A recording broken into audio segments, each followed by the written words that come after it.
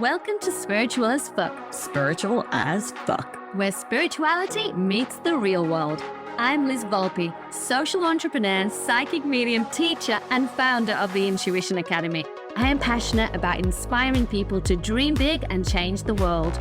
I'm Diane Driscoll, a coach, facilitator, keynote speaker, and self-directed healing practitioner. I am fascinated with all things science, spirituality, and self-leadership, and love the journey of incorporating my spiritual gifts into my life and business. We share real and raw spiritual stories, give you a safe space to challenge what's normal, and have some serious fun along the way. If the podcast isn't enough, we invite you to our monthly online events and workshops with some of the world's best spiritual teachers. Plus, join our Spiritual Renegades community and get bonus episodes and lots of exclusive content. Everything you need to be spiritual as fuck. Today we are joined at the mic by Dr Espen Wold-Jensen. Dr Espen is a neuroscience and quantum physics researcher, a quantum biohacker, master healer, and founder of the Quantum Academy.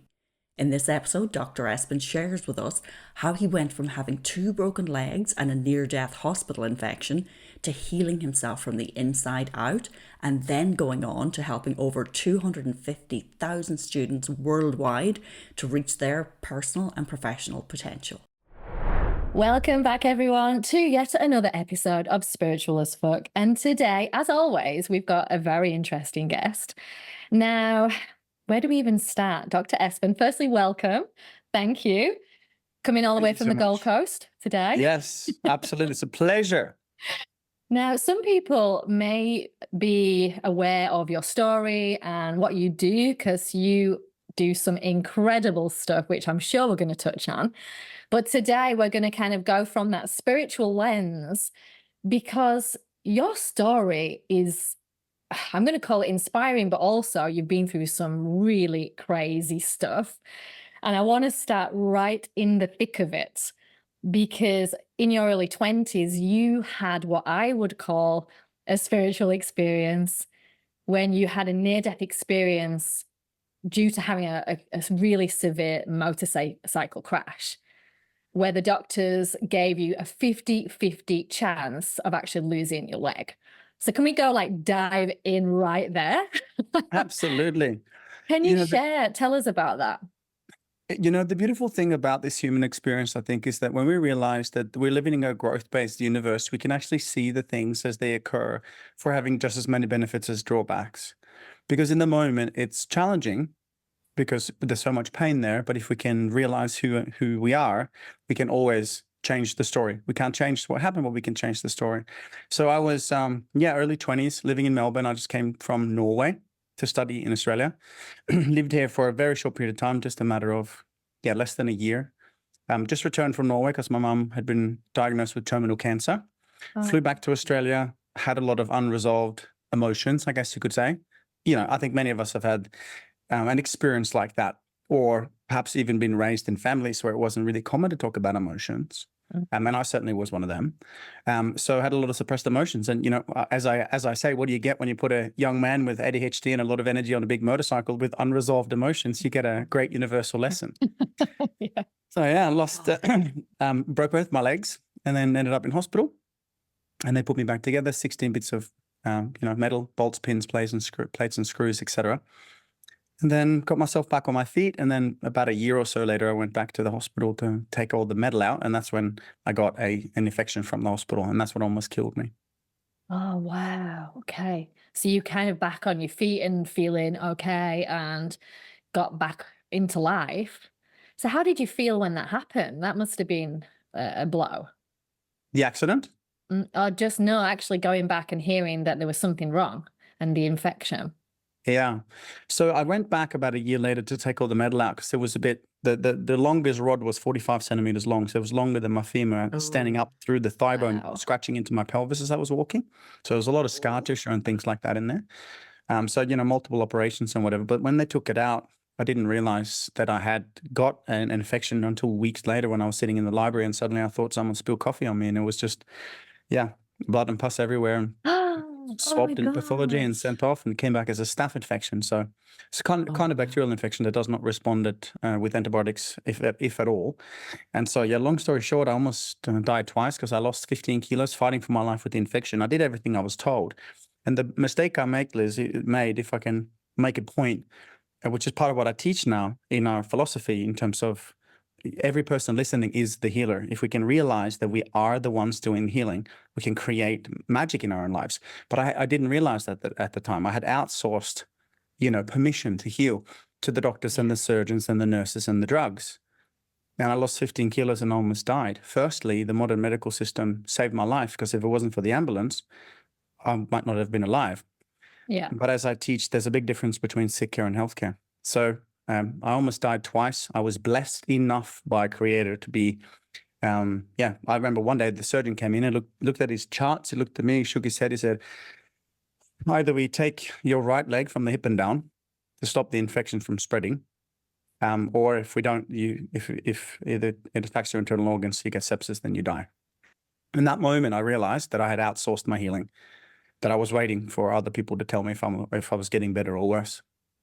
So I left. I got a download, a moment of clarity. Something came through my crown, and I just literally got up, left the hospital, and went home. Sat up on my bed and started breathing. And I had no idea why I was breathing, but I knew exactly what I needed to do, and I just kept on breathing.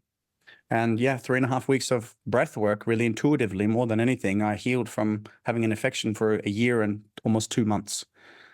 Wow.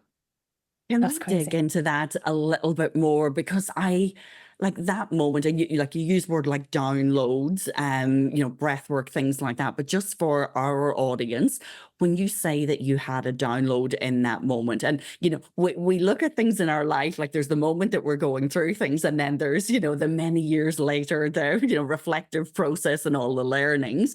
But if you can bring yourself back into that moment of, you have just been given like a bad scenario and a worse scenario to choose from, and something you said down through your crown, a download. Can you talk us through that experience of that moment, what it felt like and what you did in that moment? For those out there who are spiritually curious, but maybe not as aligned with that type of esoteric language, in neuroscience, it's just a moment of flow. Transient hyperfrontality, the prefrontal cortex slows down, it floods the body with amazing hormones, and you get to access the higher part of the mind, really. From a spiritual perspective, what happened for me, which I had never experienced in my life, like I lived with fear for a long time.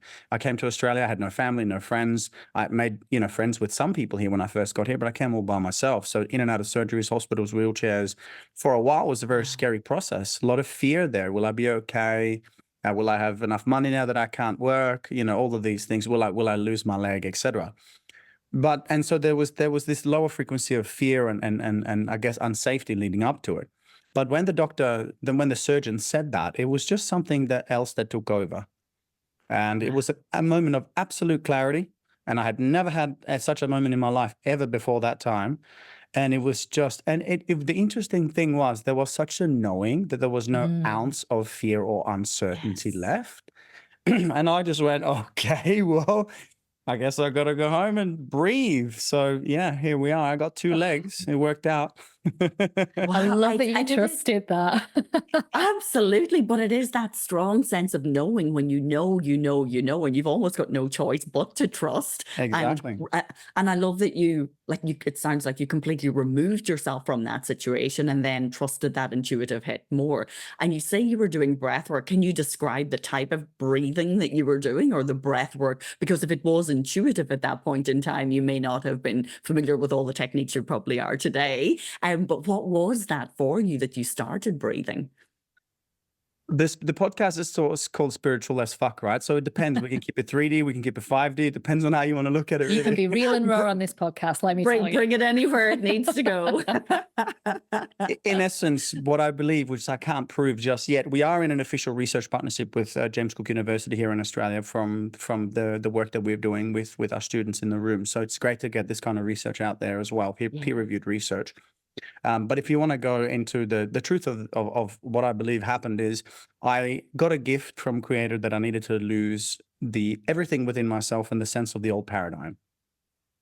And I needed to stop looking outside of myself in general. because everything we see around us is a projection, a reflection, a mirror of what's happening inside. We don't see the world as it is, we see the world as we are. And so I needed to realize that I had done that in a lot of areas of my life. And I got the gift of almost dying twice so that I could find an ancient technique that I don't know when has been practiced, in which lineage and in which, time across the timeline. But what came through was a specific type of breathwork. I call it quantum DMT breathwork. It's been 15 years now. I've been, probably longer actually, that I've been trialing and testing this with patients and students, and a lot myself. And it was just a thing, and I just knew how to do it. And after that, I've obviously spent a lot of years researching, how to do it thoroughly and safely and with duty of care and these things. But it was something that, to be honest, honestly speaking, it was something that came through me. It's not mine. I don't take credit for it. But I was able to hold a space where I could heal myself, and so many thousands have done the same. We just finished a 3-day event. I love that, because it's those, I always say that that something's pure intuition when there's no really strong emotion attached to it. So you just know, you understand, you move forward, and then you've channeled really, something through you, a technique that obviously healed you.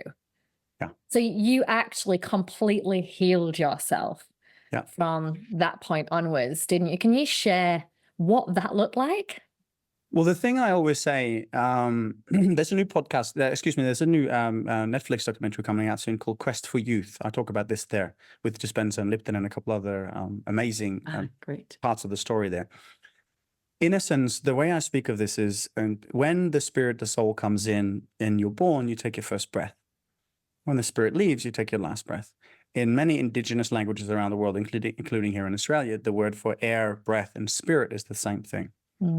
And so what we've seen over the years is when you breathe, the brain can create itself into, I call it, we know now that we can access more than 5 to 10% of the conscious mind, as we know.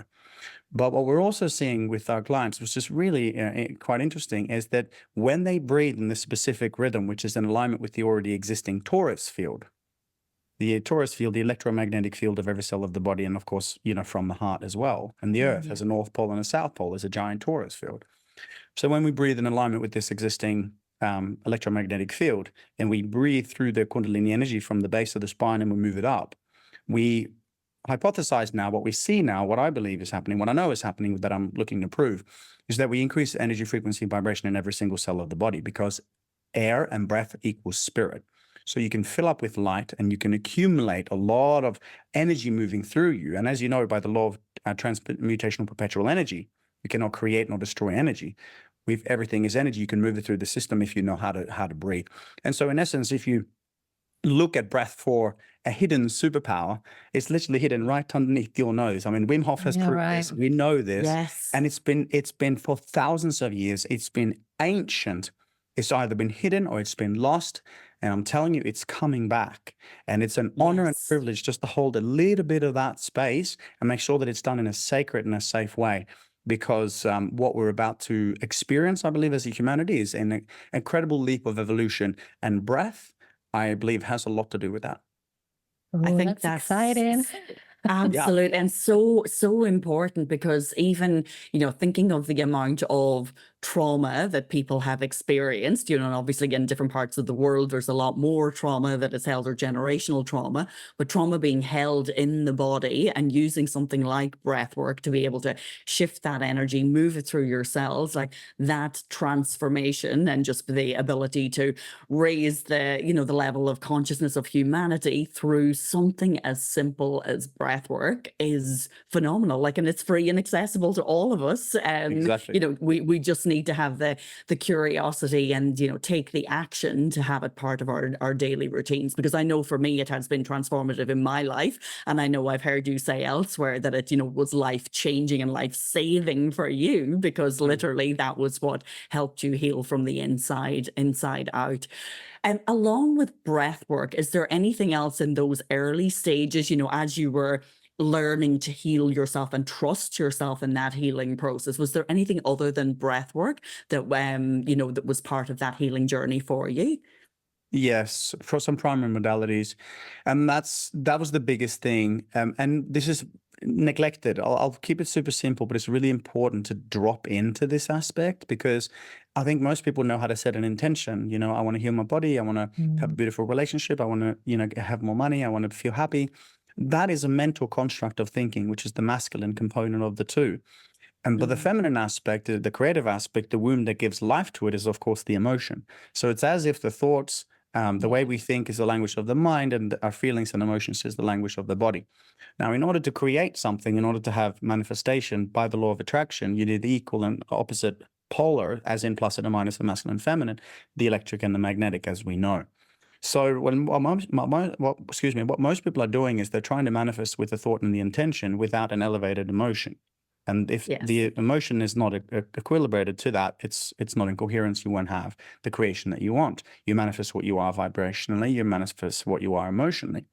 So it's interesting you should ask, because when I went home, so I was in hospital, the doctor said, we'll take your leg or you'll die.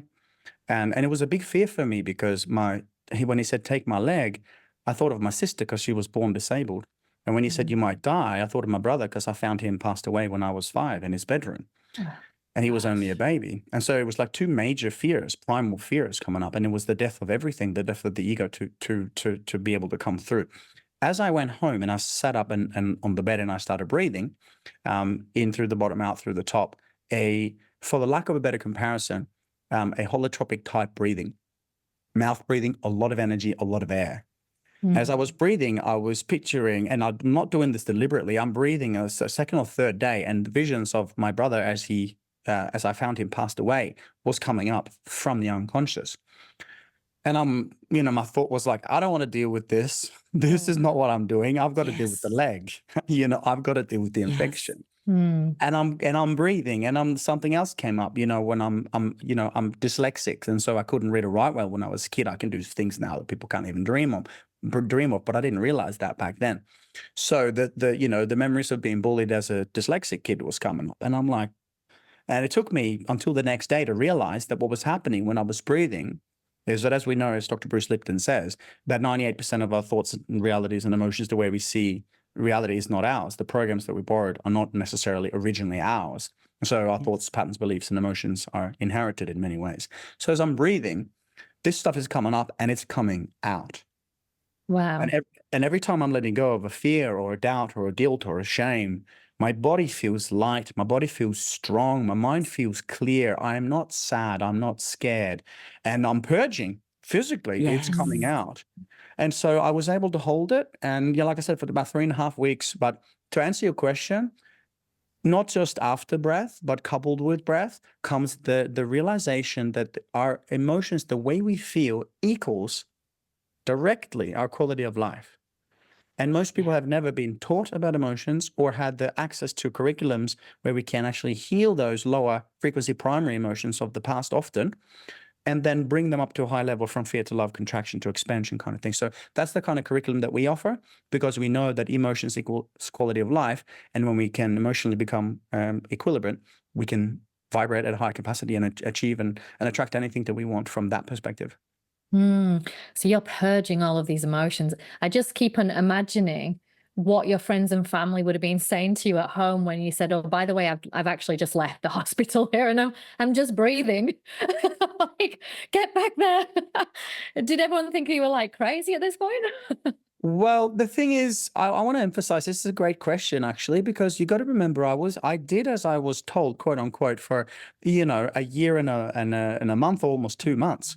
So I did all the things, and I just knew in my heart that, there's no point being in hospital. Again, it's a beautiful place. It saves lives, but it wasn't making me any better. I was eating white bread and Jello, and was served, sugar drinks and things like that. That doesn't increase my immune system. And by the way, to be pumped full of broad spectrum antibiotics when the infection does not necessarily respond to antibiotics, if at all, also affects the positive bacteria. We have more bacteria in our body than we have cells, and so this is just annihilating my immune system. And intuitively, I'm knowing this is not the. So thank you for saving my life, but this is not the place to heal. Wow. I think that's fascinating, for for our listeners? Like, I'm just imagining people, you know, whether they're at home or in their car and they're listening to this, and, you know, maybe they're having some intuitive hits about, you know, whether it's a lifestyle or a medical problem or a, you know, an illness or a disease, something that they're going through in their life right now. And they're hearing this from you, that it is okay. It's almost giving you kind of permission or giving you a little bit of courage or inspiration to follow some of those intuitive hits, because no one knows our body like we do. And we do abdicate responsibility in so many ways to, you know, oh, this person is a doctor, this person is a specialist, this person is a surgeon. They know better than we do, even though we have this niggling, whether it's a gut feeling, whether it's an intuitive hit that is telling us we need something different. So I love that. And I am assuming here that our listeners will be taking the same message that I'm taking from you, that it is, if there is anything in your life right now that you're probably disregarding or it keeps coming back and you're pushing it to the side, it's like, no, pay attention to that, because that's where the gold is. Those are the things that, you know, whether it's a suppressed emotion that you don't want to process through the body, whether it is that intuitive hit that we don't want to listen or tune into. I think it's such an important message. I do want to touch on something that you've mentioned, and you mentioned it almost in a trivial is not the right word, but you kind of skimmed over the word love. But from what I know about your work and talking about love, I'd love you to talk about the word love and what it means in, you know, the work you do in your healing process as well. Because, you know, a lot of us may think of love as being, you know, just something that's between two people in a relationship or between a parent and child. But the love that you speak about and that higher frequency, that higher vibration is something so much more, but it's so important to the work you do.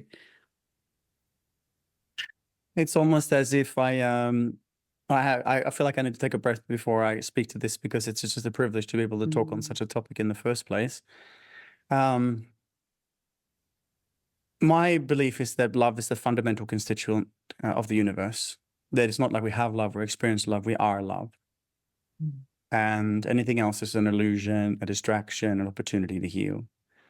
And so having said that, you know, as I was young, you know, there was, again, the sense of lack thereof often. And, you know, the void drives the value. What you feel is missing is what you seek.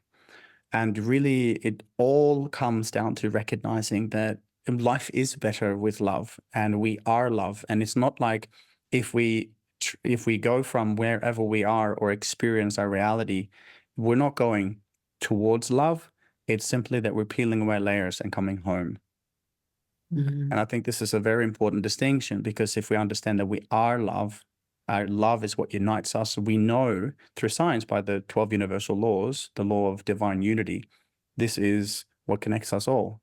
And if we can just, and speaking to myself, of course, drop deeper into that and share from that and live from that and receive from that space, it's profound. And often, if anyone, you know, might be thinking, where do I go to, I get it mentally, but how do I do it? A lot of it, honestly, is about what you experience when you look in the mirror, and to be able to drop into that space of actually acknowledging yourself and being beautiful, being okay with the beautiful parts of you. And when we can start to see that within us, again, we don't see the world as it is, we see the world as we are. So if we can have a bit more self-care, a bit more self-compassion, a bit more patience with ourselves, a bit more grace, perhaps, we will often start to see that in around us as well. And of course, then it's about giving and receiving. So love is, yeah, what an honor. Beautiful explanation. I don't know about you, Liz, but I just felt like the fact that you paused to share that, like I just felt like there was a collective centering and just everyone coming into that moment of, okay, there's something big, something profound being said here, and to just anchor into that, it is beautiful. And I know one of the words that you said, which resonated deeply with me, is that receiving of love as well. So it is not just about it's something that we're giving. It is, a lot of us have barriers up towards receiving love because there is a lot around us if we choose to be open to it. And that helps with the healing and the growth and the development process as well. It can't just be one way because, not that I think that it's a depletion thing, but it is that reciprocal energy of giving and receiving love, which is such a beautiful thing. But I thank you so much for how you described that and just even how you set the tone for that, because I just felt myself and Liz just, oh, beautiful. And I could feel the emotion within you for that. Amazing. And we talk about the love frequency a lot and energy. And what I'm interested to know is in terms of frequency, because I imagine that the love frequency is, where the healing starts, the minute that you focus on that. But stepping backwards, looking at your life, and for anyone that's listening that are going through illness or health issues, as an example, how does frequency play a part with illness? Do different illnesses have different frequencies? And what do you think about that type of stuff? Absolutely. And all sickness and disease is a lower vibration. Yeah. And so, or incoherence, etc., normally both. And so what we realize, and your listeners and viewers might resonate with this, we can look at the world in two different ways. One is that we're just flesh and bone, as in we're only physical, we're only the body and the five senses. Or two, we're a spirit or a soul, some sort of consciousness having a human experience. Most of our students, and I would imagine many of your listeners, if not most, would believe that there's more to us. We know that there is spirit in us. We are spirit, there is consciousness. And within that consciousness is, of course, that love. So what I find to be really interesting is when we know that, when we know who we are, and in quantum physics, if you were to Google, for example, what percentage of a cell is empty space, you'd find 99.9% plus. Wow. Yeah. And so then, as Einstein said, this is not empty, this is full of intelligence. And so we know that we are made up of 99.9% pure untapped intelligence, innate intelligence. This is the intelligence that heals the body. And this is when I say the breath heals the body, amongst other things, of course. It's not because we're doing it. We're just holding the framework. They're the ones doing the breath. But the body creates its own medicine when you know how to alter frequencies. And so, yes, certain frequencies or certain diseases or diagnoses are attached to certain bandwidths of frequencies. We normally use the Hawkins scale of consciousness to measure this, primarily based on the emotions. So what we do in our curriculum is we know that the emotion is often, as I said, the language of the body. And so if you've been, say, 7 years old and you've had a trauma and that's stuck in the body, a psychosomatic manifestation of a lower vibration, effectively, you may give it a physical diagnosis, but always it's going to be a lower vibration. So then if we can get into that area of life, say, for example, the second energy center, that's related to, the reproductive organs around the hips and pelvis, etc., or other parts of the body, maybe the heart, related to the heart, chest, lungs, and arms. And you can release, say, grief from the body. And of course, also from the mind, from the subconscious, now becoming conscious.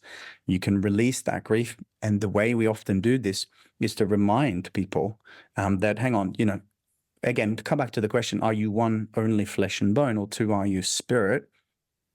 And they'll go, I am spirit. Exactly. So if you're spirit, then maybe it didn't happen to you. That painful event didn't happen to you. It happened for you. And you can't change the past, but you can change the meaning. What is the gift? What is the lesson? What is the true power within the pit is where the purpose is revealed. The trauma is where the transformation begins. Yeah. The lack is what brings the love, etc. And so then when we can look at it, and we can say, great, I know now that I had to almost die in hospital twice to heal myself to be able to bring this to the world. There is nothing left but gratitude.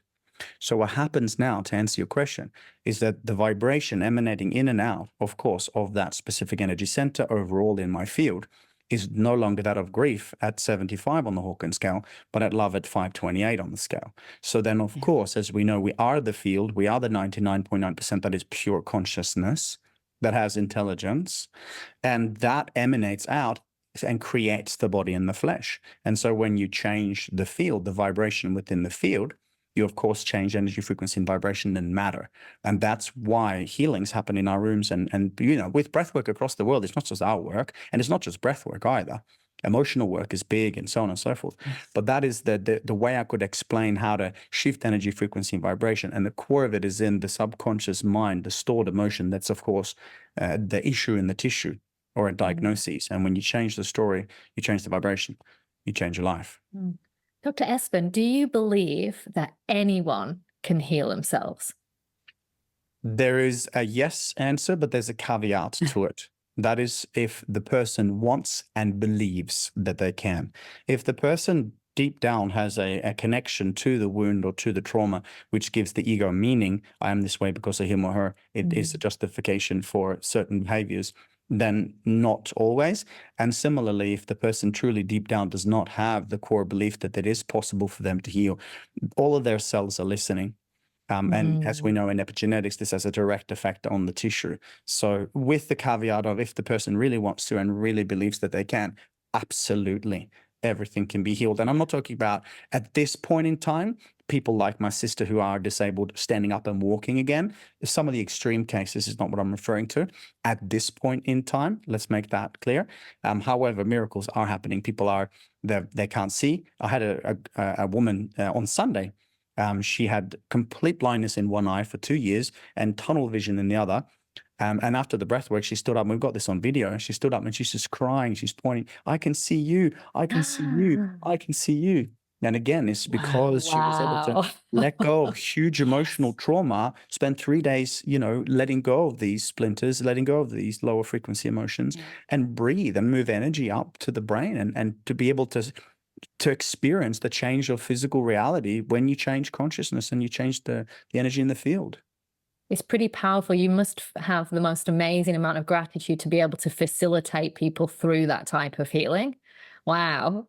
It's an honor, and that's why I say I take no credit for this, because it has an intelligence of its own. If you get a cut, you will heal. That is your intelligence that heals. I do not take credit for that, but I will hold the frame. And I know that that's what I say to people, I know that you are more than flesh and bone. You know who you are as consciousness or as the observer, whatever you want to refer to it as, but no one showed us how.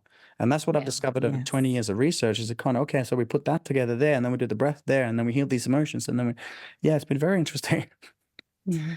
I'd love to just call you out on this. And I think I see a lot of healers and, I guess, facilitators of the healing process, and they will kind of say, oh, you heal yourself, or that I'm just facilitating the process. But again, being the facilitator, being the educator, being the person who brings all that research to bear, there is a huge impact and ripple effect of that. So that in itself, while it is beautifully humble to say that you're not the person doing the healing, the people whose lives you've touched, and there are many, that for each one of those, they're unlikely to have gotten to where they are today without you facilitating that process. So that is, I guess, accept a lot of wonderful credit there. And I'd like to acknowledge the work that you take do the credit in that space. Absolutely. Because the people who have, crossed your path, they are better today because of the work, because of your calling, because of your research, because of your methodologies that you bring through. And I know even that ripple effect will go out into our listeners today, that they will take, grains of wisdom. And I've no doubt that they will be looking into your work in other areas as well. And we'll put lots of information out for our listeners as well. But that, I'd love you to speak a little bit about that, being the facilitator of healing, being the researcher, that whether it is a weight of responsibility that you feel, whether it is a driving force, what is it that powers that engine for you on a daily basis that makes you show up to do the work that you do?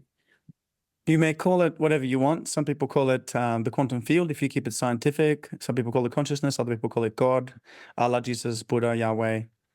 For me, I know why I'm here. I was blessed with the gift to almost lose my life and return home too early. But at this point, I'm here. And as I'm here, I'm going to live an incredible life and share what I have been blessed with other people. So again, as I say, I can hold the frame. I can say, breathe in, breathe out, breathe in, breathe out. So yes, I'm the facilitator, but it is the intelligence that I get to work with. And that's the one that does the healing. So how it feels, I'm very gratefully employed by the man upstairs. Thank you. And continue to I love that. To bow my head in humble service and do what helps people. And I made a lot of mistakes, but it's working so far. So I've heard he's a pretty good boss. So oh well, yes, that's an understatement. Where do you And when see? you do good things, you get great things back. I live an incredible life. I've been so blessed with so many Yes. things, and yeah. Oh, exactly. I'm interested from this spiritual perspective. You've probably seen from being young in your 20s to kind of learning all of this stuff and now being a facilitator. Oh my goodness, it's one of those nights, facilitator. Where do you see the world going? Because we see like loads of people kind of opening up to all of these magical things, whatever term you're going to give it. I'd say, from my perspective, I call that channeling, connecting to that wisdom and being able to share it. Where do you see things going, 10, 20, 30 years? Timelines are interesting because as we know, time is a key aspect, if not the aspect, the linear aspect of the fourth dimension. So if we understand that time is at this point slowing up, speeding down, depending on how we're interacting with the field, the decisions that we make, the choices that we take collectively as a species on this planet, timelines will be skewed. And so I wouldn't be so certain on timelines.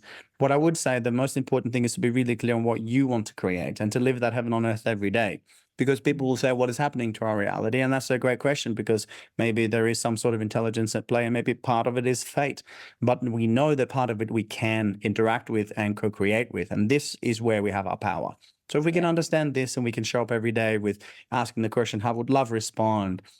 What can I do to be in more joy and bliss today? How can I share this with other people? How can I help someone? How can I just not take life so freaking seriously all the time and do little deeds that make the world a better place? If you want to change your life and you actually want to change the world without even trying, just sit in meditation every day for 5 minutes with love and gratitude and just send it out to the world. Simple. It imprints the field. We know this through the Maharishi effect. It works, right?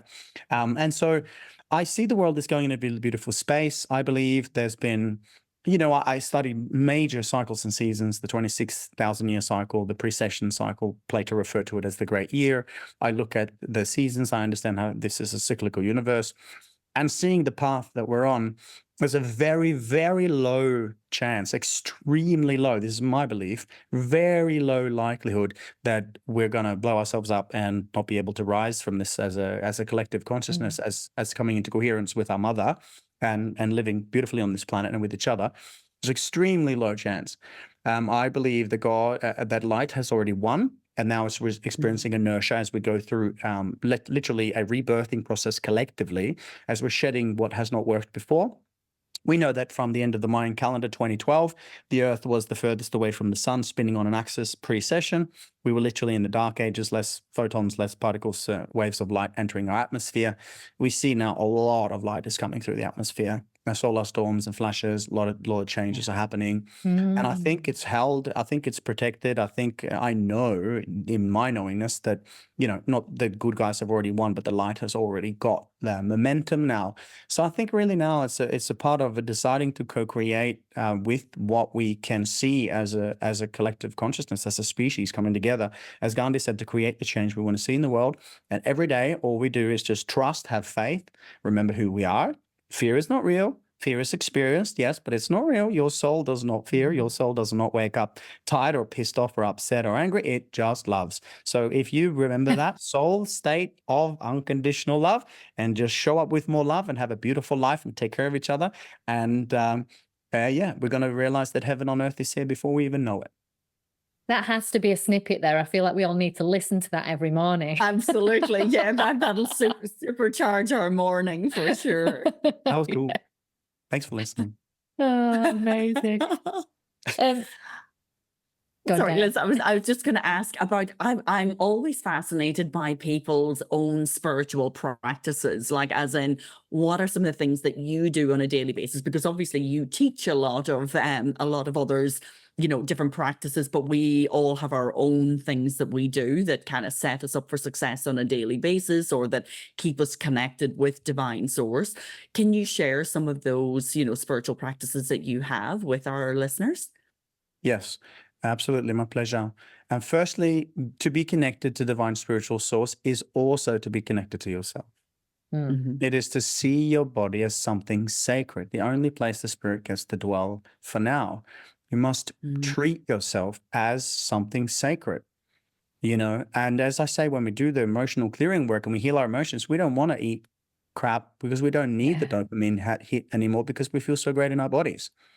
And the first step within that practice is to honor and respect yourself, because when you respect yourself and you respect your body, you respect the earth, you respect the earth, you respect your creator, divine mother. And so it's firstly changing our perspective, as in the body is just the body. No, the body is a temple. It never lies to you. It is incredible. Your mind infused through heart with that experience, you can really start to begin to make your life sacred. And I think, that's the ultimate prayer. I speak to Creator every day, and it's not like, hey, God, can I have this? It's like, hey, thank you for all of this broad range of human emotion. Thank you for the challenges and the blessings and the beauty. Thank you for my bed. Thank you for my breath. Thank you for the beautiful people in my life.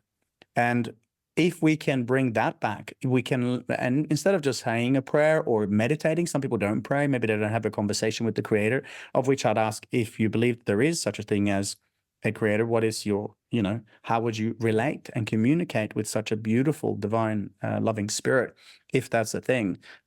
Certainly in my life, I neglected that for a very long time, which, has taught me now that it's good to have a conscious conversation with the Creator, if you will. And I think if we can just tune in to what's real for us, first, that's the first thing. And you know what happens often second? And this is really interesting. We get up in the morning, we don't turn our freaking phone on. Yes. You don't look at your phone in the morning. You don't open up your consciousness through that electronic device to the entire world. Ping, ping, ping, ping, ping. You have a sacred practice. You wake up in the morning, I wake up at 5 a.m., 5:30, and then I start my practice, and my phone is off, and I do whatever I want to do. But I have a practice. I have a routine here. The point is, mothers, fathers, they tend to, not just mothers and fathers, but people who have children particularly, we end up putting often everyone else first. And if there's anything left in the battery, maybe I'll go to the gym, maybe I'll take care of myself. Our children, and this is going to trigger someone, and you're welcome, our children don't do what we say, that that. Come on, we tried sometimes and sometimes not, but they always become like we are. And so if we love our children, we care for ourselves, we put ourselves first. We get up in the morning, no one is up, this is our time, and we go for a run, we go for a walk, we stretch, we breathe, we paint, we dance, we sing, we meditate, we exercise, we do whatever we need to do. And within that sacred 90-minute practice in the morning, which is non-negotiable if you want to live an incredible life, there has to be an aspect of stretching yourself outside of your comfort zone. So, with my high-level fitness or ice baths and things like that. Why? Because when I can realize that I can stretch myself in my comfort zone in the morning, the day is a breeze and I'm in a beautiful state. But if you don't do that in the morning, you don't stretch yourself in the morning, often you'll be overpowered by procrastination and other things. So firstly, remember who you are. Honor yourself like you honor your Creator. When you honor yourself, you put yourself first. Secondly, set a routine and regime in your life, which is non-negotiable. Practice self-discipline and get that done. And when your kids wake up, your husband or wife wakes up and you've done that in the morning, hopefully they'll join you, whoever is in your household, apart from the children sleeping, obviously. When you wake up, you'll be in a beautiful state and you'll be ready to take care of everybody with your batteries absolutely fully charged. If you need to go to bed an hour earlier, make it happen. You're worth it. I so resonate with that. And I think your timing is impeccable, because I needed to hear that again. Because sometimes we know things. And I had such a great practice of not turning on my phone first thing in the morning and, honoring that space.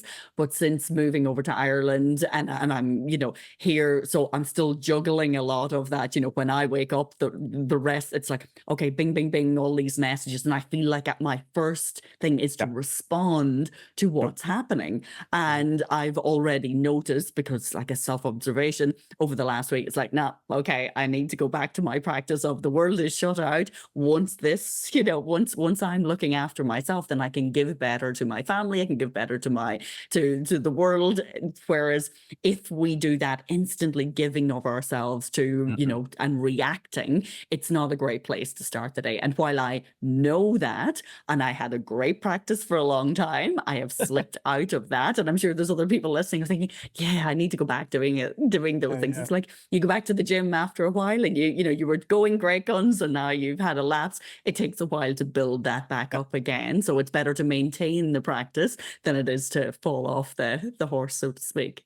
Cycles and seasons. as well, cycles and seasons. Never judge yourself for stopping or having a break. Just go, this is good. Let's go again. And then we keep on doing that. You start feeling so good that if you stop doing it, you'd start feeling not so good. And then you remember how it feels to be not so good. So then you know how much easier it is to do that little practice because you feel so freaking great. And the costs of not doing it is so much greater in terms of quality of life. So it just becomes this. And, you know, the byproduct, which is amazing, Diane, to just talk about this, is that the body starts to reverse aging. You start to stand taller. Your eyes light up. You start to have joy in your life. You have energy again. And it just continues to get better and better. So there are ups and downs, of course, but we know true north and we just keep on, taking care of ourselves first. That's a key principle. Well, our audience is predominantly female, and as soon as you mentioned the anti-aging thing there, I think everyone's got a pen and paper out and are quickly taking notes. You know what you should do? If you go to my podcast, the Dr. Espen podcast on Spotify or whatever, go to episode 14, and it's called the 10 top biohacking secrets for peak performance in life and business. And it's got my top 10 biohacking tools there. And some of them are really easy to apply. Most of them are free, as we talked about with breathwork, for example. So you can go listen to that podcast. And if you want to really take it to the next level, listen to it and write down those different things and see which ones are the easiest and cheapest to apply in your life right away. Well, that will be going into the show notes. Definitely. We love practical and we love homework. We love giving people things to bring their spirituality into the real world. I'm interested, I know that we're coming to time soon, but you obviously had this huge download in your early 20s. Do you still get downloads? Has there been anything that's come through recently where you're like, okay, I know I need to do that? Yes. The first one I had was when my life was saved by a message from the higher whatever. And since that, becoming more and more frequent. So I understand how to control energy now, or how to protect my energy and how to move energy, how to shield myself, how to have energy hygiene or energy protection, depending on how you look at it. And also know to open and close my field at will. Most times, not always, but what happens is that when I'm in flow, when I do what I love and love what I do, we all have a dharma. We have something that, that's closest to our value system. So we all have certain things that we love. And when we do those things, we get filled with energy because we love it so much. So it's our highest value. And when we do the things that's highest on our value, we get energy. We receive life force. We accumulate light. And when we do things that we don't like, we experience procrastination, hesitation, frustration, desperation, and depression, and a low frequency because we do things that aren't innate to our nature. As Einstein said, don't be a fish trying to climb a tree. So we all have to be aware of what our highest values are. And you just stop this recording right now, listen to it, share it with as many people as you can, obviously, but just stop this whenever you're ready and write down your top 3 values. You should be impeccably clear on your top 3 values. And when you are really clear on what you love the most, and you fill your life with those things, you are inspired, which means you are in spirit from its Latin derivation, which means now it's not taking energy, it gives you energy. So to be able to get to this level of, many would call it superhuman performance, how I can do the things that I can do in my 40s. It simply comes down to, it's a superpower that anyone can access if you live in alignment with your highest values. If you truly do what you love and love what you do, not only, but more of it. And then what I realize when I'm speaking on stage, for example, I'll be on the right side of the stage and, 5 minutes later, I'll be on the left side of the stage and I'll have observed myself move across that time, but I was not really thinking about what I was doing. It was just coming through. And that's why I'm, doing my best to maintain humble, because a lot of the teachings that I'm grateful to share is not only mine and or something that I'm thinking of in the moment. So that can happen. You can open and close your energy centers at will. If you are an empath and you tune in too much and you feel like it's overwhelming and you can't really shut off, when was the last time you shut down your energy centers and closed off your field at will? You can just ask energy to leave anything that doesn't need to be there, and you can seal yourself in the field of the highest light. And even if you don't believe in the esoteric or the quantum physics side of things, you still know that it's going to have a very powerful and beneficial mental effect on the body before you go to sleep. Yes. So you can open and close at will. And I love recognizing the difference between teaching from my brain and sharing from somewhere else. Yes. Oh, I love that. And to be able to differentiate between the two, because it is a very different feeling. And like Liz, you may refer to it as channeling, but it is that, okay, I know this is coming from a greater place. And if someone asked you to repeat it immediately afterwards, I know for me, I could, it's like, what did I don't know. I often say, did someone record that? Someone take note on that. Exactly. Yes. My team goes, okay, what was that? I love it. Where can we find you? I mean, we're going to put so much information in the show notes, and I know that you're a keynote speaker. You've got some incredible programs. But where should everybody head to learn more about you? Thank you for asking. The easiest and best way is to just search for the quantum experience. You'll find it on my website, Dr. Espen, DRESPEN for Norway.com, drespen.com, and type in the quantum experience. And we do like one-day ones virtual, and also like 90-minute little webinars where I basically teach the basics of the concepts. And sometimes we do breath work as well. And if someone gets it and they're like, I'm ready to spend 3 days actually opening up my energy field, letting go of the things that don't serve me anymore, and choose my new programs and go from fear to love, and spend 3 days in a deep dive, then you just type in the quantum advanced and you can have a look at that. That's where we call it a boot camp for the soul. But a great place to start is the quantum experience. Check it out, see if you like it. And also follow me on Instagram, Dr._Espen, and ask if you have any questions. Hopefully I can help. We'll all be there. We'll definitely all Definitely. be there. That sounds pretty cool to me. Oh, thank you so much for sharing your story. That's not only pretty inspiring, but I feel like I've learned so much there as well. You've got a really good way of explaining information in a really different way. So massive, massive thank you. And I'm sure our listeners are just going to take so much from it. Thank you so much. Every person listening to this realize that you are the hero that you've been waiting for. We have immense beauty and power in us. And if we all recognize that we have our place, there's nothing outside of you that can't be inside. So it's a pleasure to share some of these things, and hopefully people can, step into their hearts even more. It's been a privilege to be here. And you guys are amazing. Thank you for your energy as well. Thank you so much. Beautiful. Thank you. That's it for another episode. Thank you for listening. If you're looking for a place to feel at home and want to level up your spiritual game, head to our website, spiritualaf.co, to check out our upcoming online events and for information on how to join our Spiritual Renegades community. Plus, leave us a 5-star review with an awesome comment on Apple Podcasts or Spotify, and we're going to send you a free ticket to one of our Supercharged session events. Until next time, stay spiritual as fuck.